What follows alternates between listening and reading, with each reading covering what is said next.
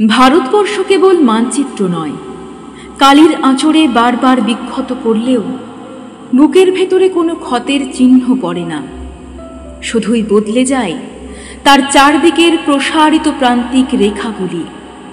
বেদের ভারতবর্ষ, পুরাণের ভারতবর্ষ, বুদ্ধের ভারতবর্ষ, অশোকের ভারতবর্ষ, আকবরের ভারতবর্ষ, ক্লাইভের ভারতবর্ষ, স্বাধীন ভারতবর্ষ এক নয়, মানচিত্রে পড়েছে বারবার কালির দাগ।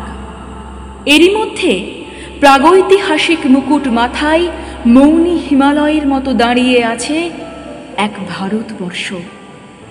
জন্মের মুহূর্তে যার বুকে মাথা রেখে কেঁদে উঠেছিলাম, সেই ভারতবর্ষ নয় আজকের এই নদী প্রান্তর খচিত জন্মভূমি। ভারতবর্ষ এক আশ্চর্য বোধ, এক প্রশান্ত অনুভূতি, অনেক মানুষের প্রবহমান পদচারণায় অনুপ্রাণিত এক নির্মল বিবেক।